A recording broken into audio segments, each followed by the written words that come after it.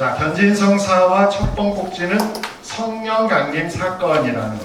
견진성사하고 직결된 그 교회 역사 안에서, 교회 초기 역사 안에서 가장 결정적인 사건이 있어요. 바로 지난주에 우리가 교회가 기념했던 성령 강림이라는 이 사건이 있었습니다.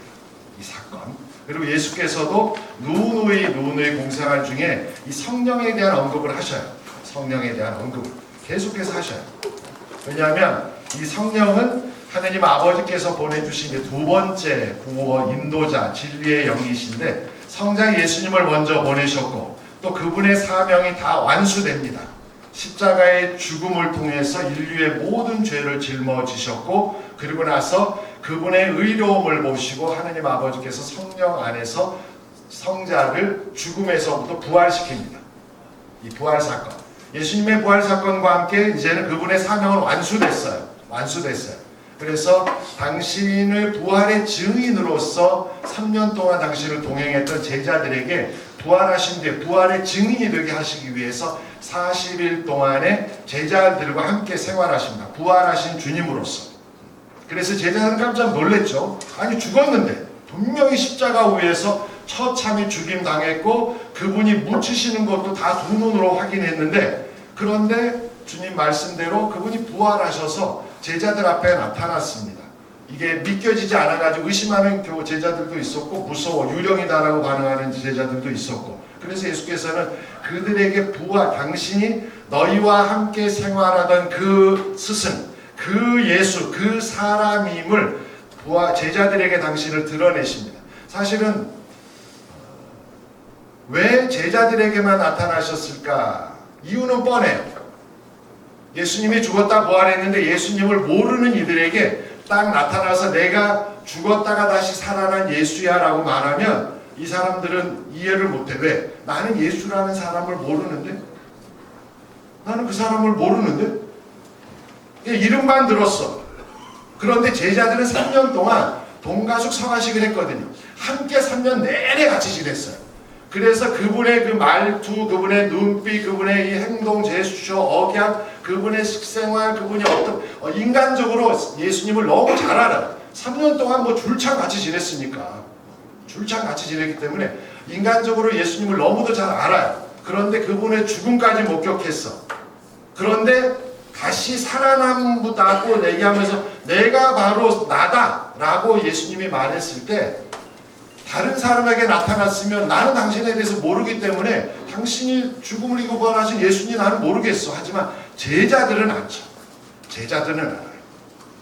그래서 제자들에게 당신을 드러내시는데 뭐로 만들기 위해서 부활의 증인으로서 제자들을 삼기 위해서.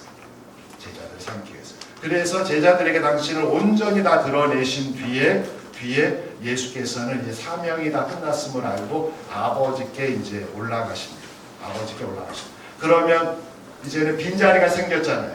예수님의 그 빈자리, 부활의 증인으로 삼은 이 제자들에게 당신의 이 빈자리, 아버지께서는 그 성자의 빈자리를 이제는 성령이라는 이 존재를 통해서 그 빈자리를 충만하게 채워주십니다. 그래서 성령 강림 사건은 예수님을 드러내주는 사건이기도 해요. 예수님이 그분이 하셨던 말씀, 그분의 모든 것을 다 드러내주는 사건. 근데 이 사건을 가장 성경 안에서 증언해주고 있는 짧은 대목이 있어요. 바로 사복음서 다음에 나오는 사도행전. 여기 사도란 얘기는 예수님의 제자들, 파견된 자들, 그들의 행적을 기록한 책이에요. 그래서 초대교회 제자들의 어떤 이 행적들이 나와요. 바오로 사도 행적부터 비롯해서. 그래서 요 사도행전에 이 성령 강림에 대한 보도가 아주 짧지만 강렬하게 나옵니다. 그 부분 잠깐 읽겠습니다.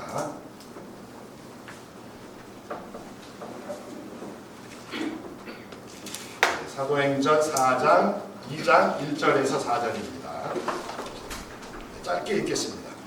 자, 오순절이 되었을 때, 오순절은 예수님의 죽음, 부활하신 뒤에 50일째 되는 날이란 뜻입니다. 예수님이 부활하신 뒤에 50일째 되는 날, 오순, 사순, 칠순 할 때 그 순이라 그러면 됩니다. 자, 오순절이 되었을 때 제자들은 모두 한 자리에 모여 있었다. 그런데 갑자기 하늘에서 거센 바람이 부는 듯한 소리가 나더니 그들이 앉아있는 온 집안을 가득 채웠다. 그리고 불꽃 모양의 혀들이 나타나 갈라지면서 각 사람 위에 내려앉았다. 그러자 그들은 모두 성령으로 가득 차 성령께서 표현의 능력을 주시는 대로 다른 언어들로 말하기 시작하였다. 증언하기 시작하였다는 거죠. 예수님은 죽었다 부활하신 그분은 바로 그리스도이십니다 라는 이 증언이 사도들의 증언의 핵심입니다.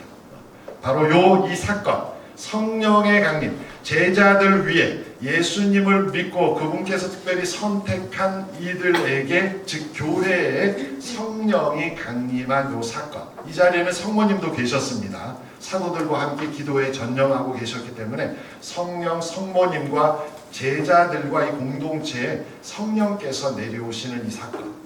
그런데 이 성령 강림 사건을 교회는 이것을 지속적으로 계속 이어가기 위해서 사도들의 후계자인 주교, 사도들의 후계자. 저는 사도들의 후계자가 아닙니다. 저는 주교, 사도들의 후계자인 주교의 협력자. 저희 사제들, 저희 신부들은 그렇습니다. 하지만 사도들의 후계자인 주교의 안수와 기도와 안수 그리고 거룩한 기름으로의 도유를 통해서 성령께서 충만하게 그 사람 위에 내리게 하는 사건. 이게 성령 강림 사건의 재현이 바로 견진성사예요.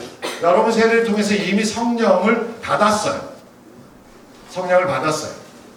세례를 통해서 성령을 받았지만 이 성령의 이 역사하심은 무궁무진한데 견진성사를 통해서 특별히 우리에게 더 주어지는 성령의 은사가 있습니다.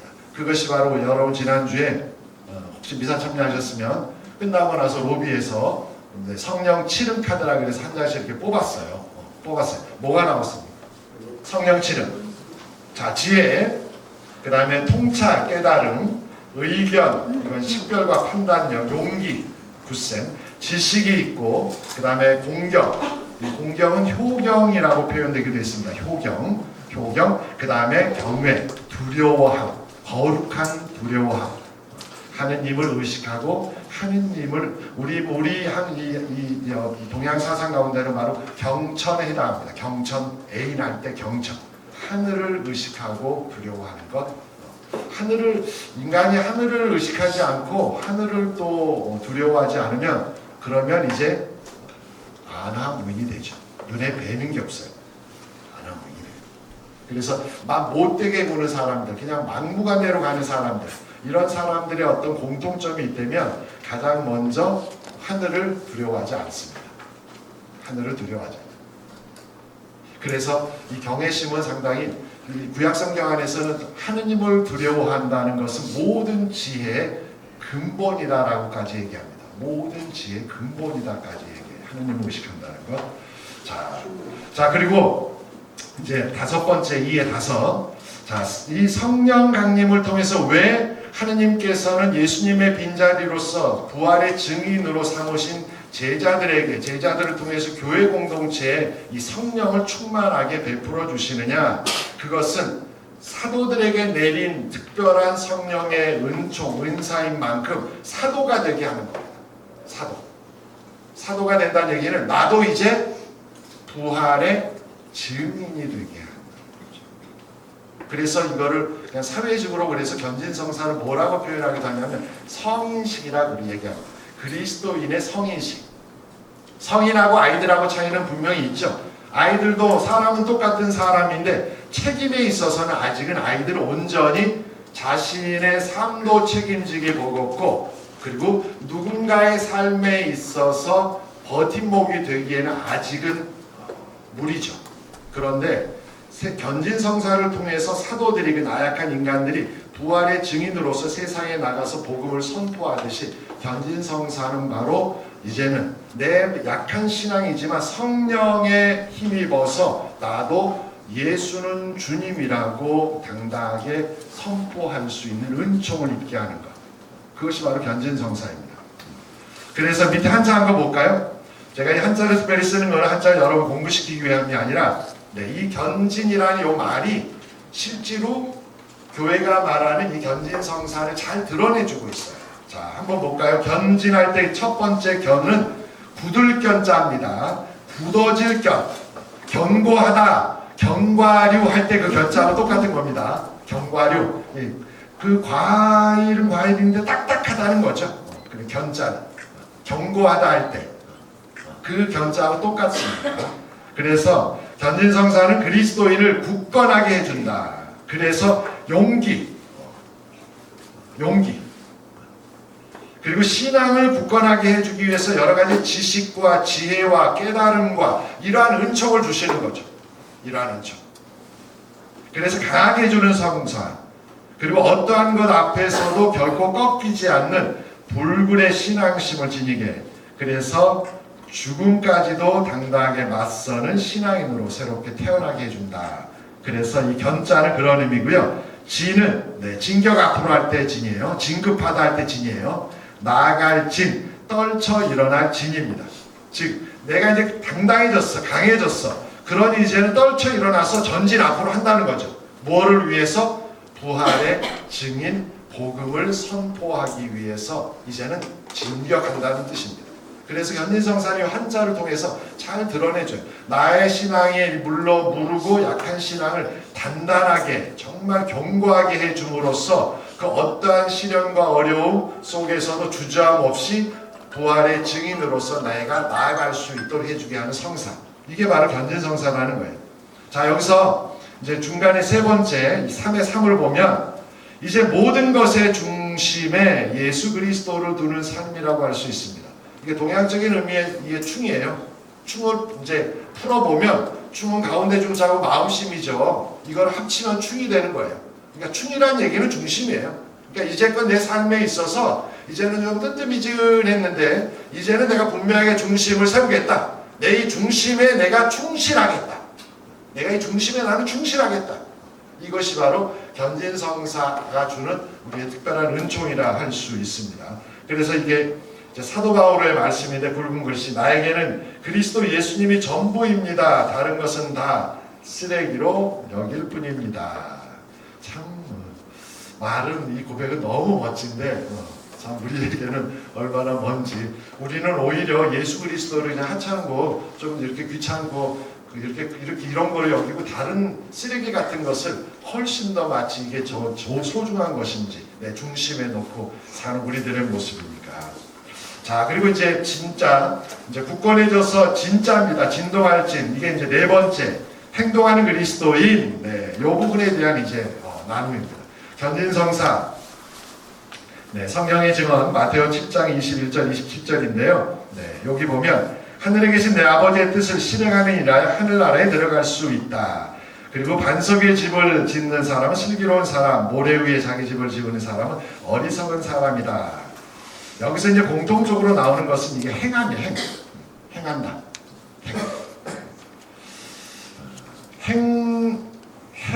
우리 한자에서 참 재밌는 한자는 재밌어요. 제가 한자는 조금 좋아합니다. 아주 쉬운 예예요. 한자는 같은 의미의 다른 글자가 두 글자가 결합이면 그 두 글자는 이 글자는 다르지만 같은 의미를 담고 있습니다. 예를 들어서 평화,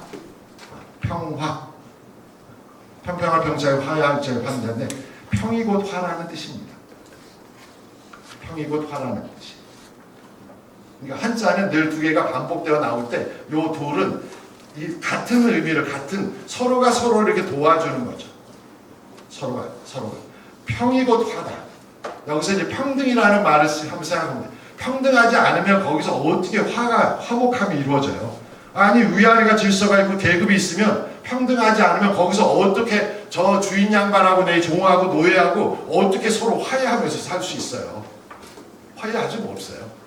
그러니까 평이 곧 화하고 화하면 서로가 화해를 하고 서로가 화목하게 지내면 두 분 요 관계는 이게 평화롭습니다. 평등함 속에서. 부부지간에도 그렇죠. 부부지간에도 서로가 누구 위에 있으려고 하다 보면 거기서는 절대 평화는 없습니다. 공평하게 갈 때, 화할 때, 평등할 때 화도 이루어지고 화할 때 또 평도 이루어진다는 거니까 이게 지금 행을 지금 길게 했지만 행은 뭐하고 우리가 같이 붙여지냐면 행실이에요. 행실. 이 실자는 무슨 실자죠? 과실할 때 과실주 그 실입니다. 열매 맺을 실이에요. 열매 실자예요. 즉 행하지 않으면요 쥐뿔 열매는 없는 거죠. 없는 거예요.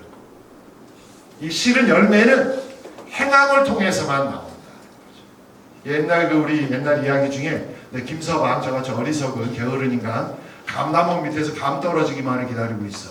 아니 뭘 또 기다려. 감이 익었으면 작대기 갖고 따든지 흔들어서 따든지 아니면 올라가서 따든지. 대신 감나무는 함부로 올라가서는 안 돼요. 감나무는 워낙 이 질이 목질이 약해서 감나무 올라갔다가 감나무 부러져가지고 떨어지. 그래서 옛날에 아주 이전 시대죠. 마을마다 꼭 조금은 이렇게 덜 떨어진 이런 사람들이 꼭 한두 명은 있었어요. 그 사람들이 왜 그랬냐면 감 따로 올라갔다 감나무에서 떨어져가지고 이렇게 돼가지고 됐다고 옛날 어른들이. 그래서 감나무 함부로 올라가면 안 된다고. 왜냐면 과질이 너무 약하기 때문에. 그래서 이 감을 딴다. 감을 따기 위해서는 행하면 돼요. 실을 얻기 위해서는 행함이 있고 행함을 통해서 우리가 맺어지는 게 이제 실이라는 거죠. 그래서 예수께서도 수많은 가르침을 쭉 하시면서도 행함에 대해서 많이 강조하셔요. 행함에 대해서. 나를 따르려는 사람은 그러면서 모든 것은 행함이. 그냥 귀만 뚫렸다고 잘 들었다고 그냥 마음에 새겼다고 아니. 사실 머리에서 가슴까지가 어떤 사람이 표현하기에 참 먼 거리인데 이거보다 더 먼 거리가 있는데요. 이 가슴, 나를 움직인 이 가슴이 내 사지로 뻗어서 이 손발이 움직이게 하는 것은 참으로 어렵다고 얘기합니다. 그러니까 머리로 알아서 정말 그래야지 그러면서 내 마음에 새겼어요. 근데 이 마음에 새긴 것이 마음에 새기면 다 되느냐? 그래가지고 이루어지는 게 아무것도 없죠. 손이라도 한번 잡아야지 남녀 간의 썸씽이 시작이 되는데 저기 갑돌이와 갑순이 제가 옛날 이 노래는 젊은 세대는 모르고 저와 비슷한 또래들은 아실 겁니다. 옛날에 갑돌이와 갑순이가 한 마을에 살았대요. 갑돌이는 갑순이를 사랑했고요. 갑순이도 갑돌이를 무척 사랑했대요. 그런데 겉으로는 서로가 안 그런 척 했대. 안 그런 척. 그러다가 어떻게 됐겠어요? 갑돌이가 나 사랑한다 한 번도 멋지게 이걸 표정을 안 하니까 행하지 않으니까 갑순이가 갑돌이는 안 사랑하나 봐. 그렇게 이제 부모는 따로 멋진 다른 남자와 결혼하니까 갑순이가 덜크덕 시집을 가버렸네. 갑돌이는 어떻게 했게요?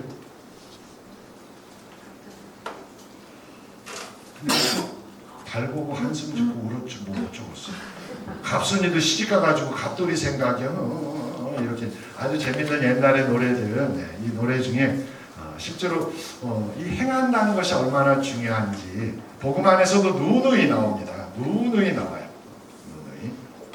그래서 여기 좀 쭉 설명드린 대로 마음에 담았다고 끝인가 아니다. 하나의 여정 남아 있는데 뒷장 넘기시면 행함이 없으면 결코 내 것이 될 수가 없죠. 꼭 필요한 것이 바로 행을 통해서 실을 거둘 수 있기 때문에 그렇기 때문에 행함의 가르침 너무도 소중한 부분이라 할 수 있습니다.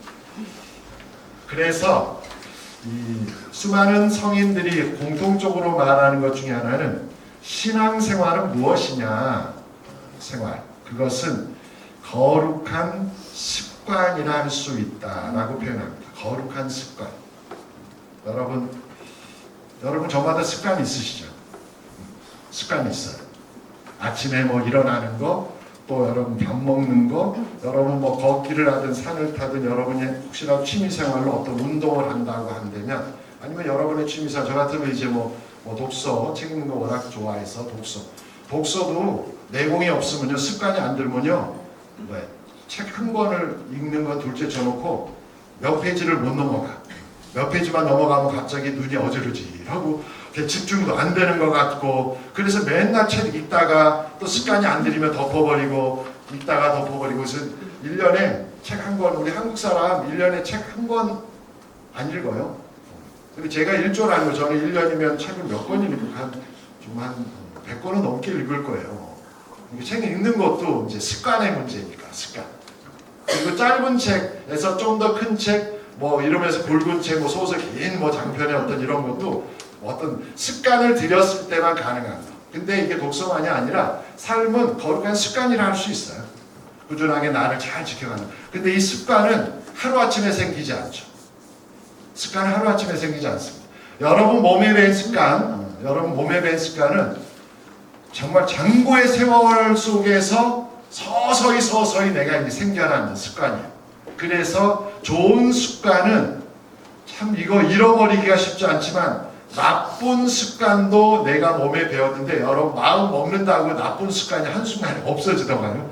여러분 이제 맨날 늦잠 자고 그래서 맨날 허겁지겁 학교로 가거나 아니면 주부들 같으면 맨날 좀 아침잠 맞고 게을러가지고 맨날 가족들에게 핀잔 먹고 아니 그렇게 조금만 좀 일찍 일어나면 얼마나 우리도 여유 있고 얼마나 좋아.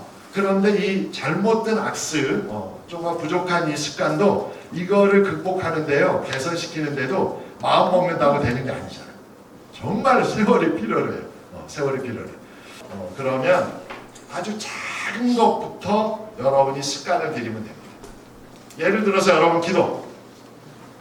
나는 기도 습관, 나는 기도에 대해서 거룩한 습관이 어느 정도 난 들었다. 나는 기도가 이제 내가 의지를 가지고 기도해야지 막 결심을 하고 나면 뭐 며칠 한 다음에 또 못하고 이런 건 아직 습관이 안 든 거예요. 근데 나는 그냥 기도가 뭐 아주 그냥 365일 뭐 꾸준하지는 못하지만 가끔 빼먹지도 하지만 그래도 나는 기도의 습관은 나는 좀 어느 정도 든 것 같다. 자, 손 한번 들어보세요. 나는 기도 습관이 어느 정도 들었다. 네. 예, 몇 분 안 돼요. 이거 큰일 났네. 몇 분 안 돼. 왜 이게 안 될까요? 의지만 가지고는 안 돼요. 의지만 가지고. 그 의지란 얘기는 마음의 결심이니까. 마음의 결심했으면 될 것 같지 안 돼요. 그래서 여러분에게 그러면 기도의 습관, 이건 다음 시간에 다음 번 교육 때는 기도에 대한 부분을 좀 더 집중적으로 또 얘기하겠습니다만 일단은 견진 요 한 달이니까 그래봤자 3주 정도니까 요거 하나만 여러분 습관을 들입시다. 기도에 있어서. 자, 아침에 일어나면 그냥 성호경 듣는 거. 아침에 일어나면. 의지를 가져야 돼요. 나 아침에 일어나면 나 성호경 듣고 시작할 거야. 마음에 담아야 돼요. 마음에 담지도 않으면 생각 자체가 없기 때문에 그걸 못하게 돼요. 그래서 일단은 마음으로 먹었다 행함으로 가는 거는 이거는 한꺼번에 내가 이것도 하고 내가 당신을 위해서 뭐 이것도 하고 저것도 해주고 다 해주겠다. 다 뻥이야 뻥. 다 뻥. 그런 그거는 공약 정말 지킬 수 없는 거니까. 그래서 진실되게 내가 당신에게 해줄 수 있는 거는 나 이거 하나만큼은 내가 평생 내가 지킬게. 평생 지킬게. 그 한 가지에 대해서 끝까지 해주면 그 사람은 믿을만해요. 그 한 가지 하는 사람은 다음번에 보면 또 다른 뭐를 하고 있고요. 또 다른 무엇도 하고 있는 걸 알아요. 한 가지를 꾸준하게 지켜가는 거. 자, 성호경 듣는 거. 아침에 일어나면 그냥 성부와 성자와 성령의 이름으로 그냥 조용히 그냥 마음으로 해도 돼요. 이 소리는 안 내도 돼요. 하지만 가급적 소리를 내주는 게 여러분의 귀를 아침부터 성호경 하느님의 이름을 부르면서 여러분의 귀도 여러분이 호강을 좀 시켜줘야지. 여러분의 입으로 그걸 호강만이 아니라 여러분의 귀도 그걸 듣고 싶어요. 여러분이 내는 소리를 가장 좋은 소리를 가장 듣고 싶어하는 사람은 너도 아니고 그대도 아니고 아이도 아니고 부인도 아니고 그 누구냐 바로 내가 이 소리를 듣고 싶어하는 거예요. 내가 그 소리를 듣고 싶어요. 사실은 엄밀히 말하면 내 안에 있는 내 영혼이 그거를 듣고 싶어하고요. 여러분 안에 지금은 책동을 여러분 잘 못 느끼실 텐데 여러분 안에 조용히 계시는 성령께서 그거를 듣고 싶어 하셔요. 성령께서. 그래서 여러분 자신에게 너무 큰 선물이에요. 다른 누구가 아니라 바로 내가 아침에 일어나서 하루를 시작하면서 그냥 성부와 성자와 성령의 이름으로 아멘. 요거 하나 요 습관을 요 견진성사 받는 그때까지 그냥 매일 꾸준히 아침에 내가 잊어버렸어. 그럼 오늘 성호경 못해. 나 이거 이 견진료 받을 때까지 성호경 하루에 한 번은 내가 꼭 하기로 했는데 내가 그걸 못했네 할 때 그때 그냥 하시면 돼요. 그때 하시면 돼요. 하루에 한 번. 그런데 내가 한 번 했더니 또 하고 싶네? 그러면 또 하세요. 네. 대신 한 번은 꼭 이거, 그 다음에 두 번째, 세 번째 이거 넘어가는 거는 그 다음에 여러분 자신에게 주는 또 다른 보너스니까, 선물이니까. 이게 습관이에요, 습관. 요 성경을 긋는 습관에서부터 모든 것은 이제 시작이 됩니다. 모든 것은 여기서부터 시작이에요. 여기서부터. 그러면 이 시작이 또 다른 무언가를 여러분 안에 일으킬 거고, 또 다른 무언가를 일으킬 거고, 그 일으켜지는 내 마음 안에 일어나는 여러 가지 것들을 여러분이 이제는 행하면 습관이 될 때까지 그냥 꾸준히. 그래서 어느 순간에 그냥 나도 모르게 그냥 성호경 긋고, 제가 하루에 성호경 몇 번이나 긋는지 아세요? 제가 몇십 번은 글 거예요. 몇십 번은. 그냥 저는 틈만 나면 성호경 긋고. 네. 네. 제가 이제 6층 이제 거실에서 뭐 내려올 때도 긋고, 미상하고 갈 때도 긋고, 단체 들어갈 때도 긋고, 누구 만나러 갈 때도 긋고, 뭐 저는 뭐 시도 때도 없이 그냥 거예요. 시도 때도 없이. 그거는 이제 지향, 여러 가지 지향이죠. 오늘 이 만남 정말 주님께 잘 이끌어 주시기 바랍니다. 오늘 미사 정성을 드리기, 다양히 순간순간 내 마음 안에서 드리는 지향은 있지만, 그것을 제 행동으로서 그냥 이렇게 습관 계속. 여러분 뵈러 오기 전에도 그냥 성호경 한번 묻고, 오늘 첫 교육 참 이분들 잘 만나 뵐 수 있도록, 그러면서 그냥 성호경 묻는 거예요. 다들 대단한 기도를 하는 게 아니라 그냥 저는 이 성호경이 그냥 계속해서 아침부터 마지막 잠자리에 들기 전까지, 제가 첫 번 기도도 성호경이고, 제가 잠들기 직전에 바치는 마지막 기도도 그냥 성호경. 그래서 여러분들 견진 때까지 요거 하는 습관 좀 들여보세요. 기억하셨죠? 어떻게 해보시겠어요? 네, 해보시면 느끼죠. 느껴요. 네. 자, 2주, 우리가 2주 뒤에 만나니까 2주 뒤에는 성경을 내가 꾸준히 한 분들의 느낌, 정말 이런 거요, 이런 생각이 들고 이런 느낌이 좀 들었어요 라는 걸 나눔도 좀 잠깐 하겠습니다.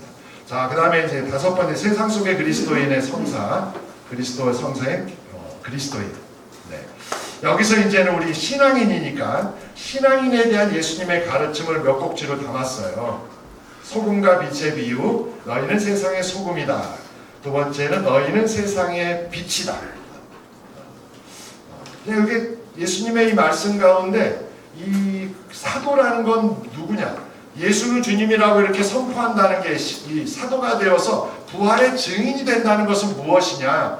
여러분들 보고 뭐 출근도 하지 말고 맨날 주말이면 여기 중앙공원 앞에서 예수 믿으셔 그러면서 안 믿으면 물신 지옥이다 이렇게 하라고 여러분 지금 이게 사도가 되는 게 아니라, 우리는 일상의 삶 속에서 세상의 소금과 빛처럼 삶을 성실하게 살아내는 것. 그러면 여기서 소금이라는 거 한번 봅시다. 소금. 네, 소금. 말하는 음식 내는 거 소금이에요. 소금은 두 가지죠. 방부제, 썩지 않게 해주는 역할을 하고 음식의 맛을 제대로 나게 하는 겁니다. 즉, 우리 그리스도인들은 세상 안에서 대단한 일을 하는 사람들이 아니라 정말 세상이 조금은 덜 불쾌하도록, 덜 정말 악해지도록 나 자신을 잘 지켜내는 것. 잘 지켜내는 것. 그것이 바로 세상 속에 우리 교회의 모습이기도 하고 여러분의 모습. 또 하나는 소금이 들어가면 정말 이 맛이 나요. 네, 맛이 나요. 그래서 여러분을 만나는 사람들이 인생의 맛을 알게 되는 거. 내가 인생이 맨날 나는 실패고 내가 이런다고 생각하는데 여러분을 만나고 나니 아니구나. 참 그래도 인생 나라는 사람이 그래도 괜찮은 사람이구나. 자기 자신을 제대로 만나게 할 수 있는 그 깨달음을 얻게 하는 것. 그것이 바로 여러분들의 몫이라고 봐요. 아마 부부지간의 가족들의 관계도 참으로 그런 어떤 모습이면 좋겠다. 하지만 안타까운 모습이 있죠. 두 번째, 제가 이제 한국에서 세상의 소금이 할 교회 모습 어떤가? 제가 이제 비판적으로 보는 겁니다. 자, 이게 음식의 물질에 썩음을 막아주는 방부제로서 교회인가? 아니면 자신들의 행복과 만족, 성장에만 혈안이 되는 종교 이주기적인 집단이 되어버린 교회인가?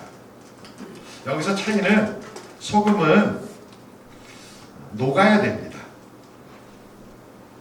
소금이 녹지 않으면 결코 그 어떤 맛도 낼 수가 없죠.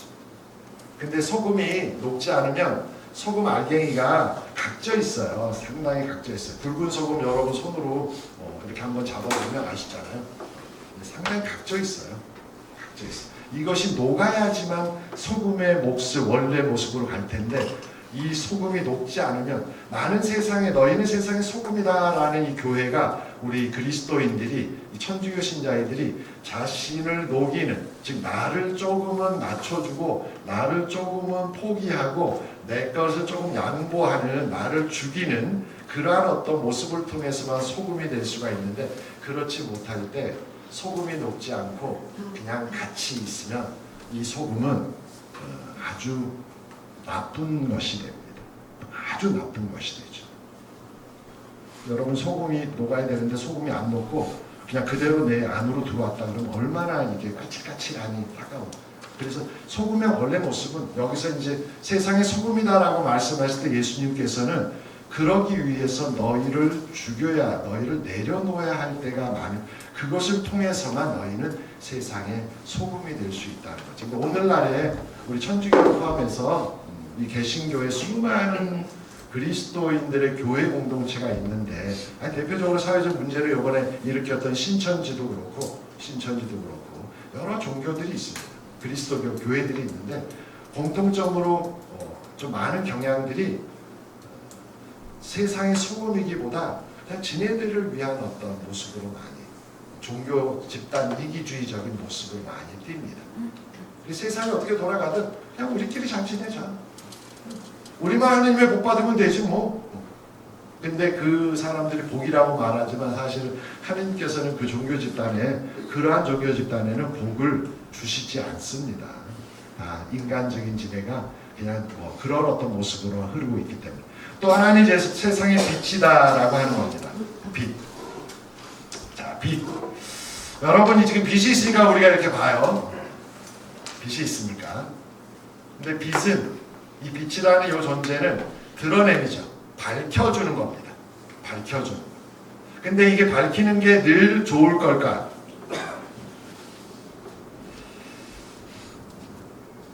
밝혀주는 게 다 좋은 걸까?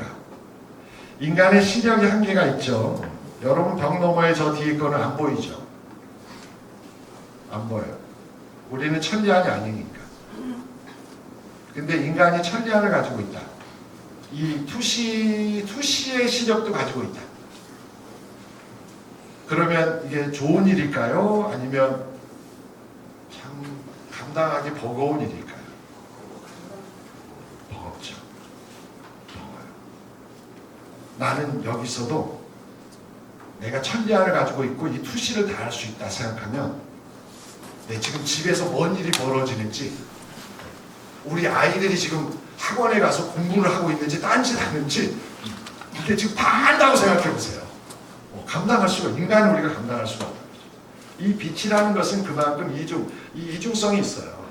밝혀줘서 정말 투명하게 해주니까 이렇게 명확하게 해주니까 너무 좋을 것 같지만 그런데 그것이 너무 지나칠 때 오히려 우리가 감당하지 못하고 누군가에 대한 어떤 이 불편함을 감당할 수 없어요. 그러니까 세상 속에 너희는 빛이다라고 말할 때 세상을 비추어 줘야 되지만 세상은 그래서 이 세상의 빛으로서 살고자 하는 그리스도인들을 마냥 좋아하지만은 않습니다. 나 저 인간만 보면 나 괜히 불편하고 그냥 왠지 짜증나. 왠지 짜증나. 왜 그럴까요? 여기서 빛이 밝힘이라 그래, 드러냄이라 그랬잖아요. 지가 찔리거든. 난 저 인간만 보면 괜히 짜증나. 찔려서 그래요. 이거는 밝힘이에요. 그러니까 이 어떤 존재들은 정말 사람들이 환대, 모든 사람으로부터 그냥 다 박수 받고 환대 받고 이런 사람들은 결코 그리스도인이 될 수가 없어요. 그리스도인들은 원래 불편한 존재예요. 세상 안에서. 왜냐하면 다른 중심을, 다른 가치관을 가지고 살거든요.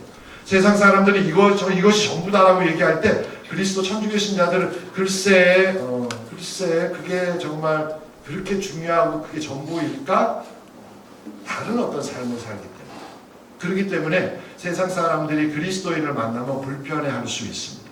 그런데 오늘날의 세상에서 그리스도인이 불편하지 않다. 그러면 우리가 제대로 안 살고 있어서 그럴 수 있습니다. 안 살고. 실제로 예수님이 당시에 사람들에게 얼마나 불편한 존재였어요. 불편한 존재였기 때문에 결국 저렇게 처참히 제거당한 거예요. 저 인간 그대로 뒀다가 도저히 우리가 못 살겠다. 야, 저 없애버려야지. 나 저 인간 괜히 막 우리가 무슨 죄인 같고 벌 받는 사람 같고 우리가 악당 같고 나 도저히 저 인간 그분 앞에서는 다 드러나니까. 그러니까 도저히 감당 못하니까 저 사람 없애버리자 이거 죽인 거거든요. 그러니까 이 빛이라는 것은 진리라는 거, 올바름이라는 이런 것들은 늘 세상 안에서는 지지받거나 인정받거나 환대받기보다는 대부분은 그렇지가 못해. 이게 인간의 어떤 우리의 역사니까. 그래서 빛이라는 존재는 바로 이중성이 있다는 겁니다. 그리고 이제 마지막으로 누룩이라는 비유, 마찬가지로 누룩도 밀가루 반죽에 섞여서 사라져야지만 부풀어 빵을 부풀게 오르듯이 이 공통점, 그리스도인들이 사도가 된다는 것, 부활의 증인이 된다는 것은 실제로 한마디로 표현하면 예수님의 생애 가운데 나 자신을 조금이라도 더 내려놓을 줄 아는 것. 그것이 바로 부활의 증인이 되는 길 중에 하나입니다. 자, 이제 끝으로 미가연서 참된 경신이라는 붉은 고시로 써놨죠. 한번 소리내어서 같이 한번 읽어볼까요? 자, 시작.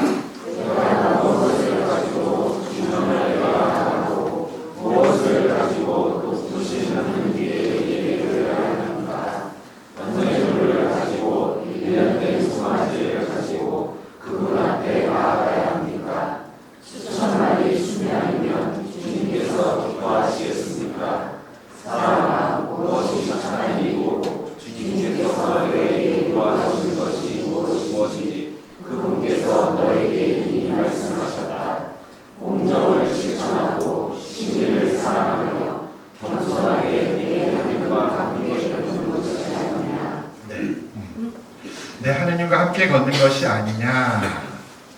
그런데 어떻게 공정을 실천하고 신의를 사랑하며 겸손하게, 즉 나 자신을 낮춰서 내어주면서 그렇게 하느님과 함께 걸어가는 것. 이것이 바로 사도의 신앙의 여정이다. 자, 그래서 마무리는 여러분 읽어보시면 돼요. 앞에 말씀드린 여러 가지 행함에 대한 거, 이런 말씀이기도 하고, 그리고 뒤에 신앙생활에 관한 것들에 대해서는 다음 시간에 참 신앙인의 어떤 부분에서 어떤 부분이 가장 중요한 부분으로 우리에게 다가올까라는 부분은 다음 시간에 여러분하고 좀 나누도록 하겠습니다. 그래서 결국 한 생 잘 부족하면 참 약하고 불완전한 인간으로 산생 잘 살아내고 우리가 언젠가 마주하게 될 하느님 앞에 갔을 때 하느님께서 그냥 맨 끝에 문장으로 썼듯이 그래 얘야 수고했다 애썼다 고맙다 그래도 포기하지 않고 얘까지 잘 와줘서 고맙다고 그런 인사를 하느님한테 들을 수 있으면 저는 그것이 가장 행복이라고 생각을 합니다. 우리 성령송가 마침 기도로 하고 그리고 경복하겠습니다. 성부와 성자와 성령의 이름으로 아멘. 함께 바치겠습니다. 오소서 성령님, 당신의 그 빛살을 하늘에서 내리소서. 가나안의 아버지, 은총의 주님, 오시어 마음의 빛을 주소서. 가장 좋은 위로자, 영원의 기쁜 손님,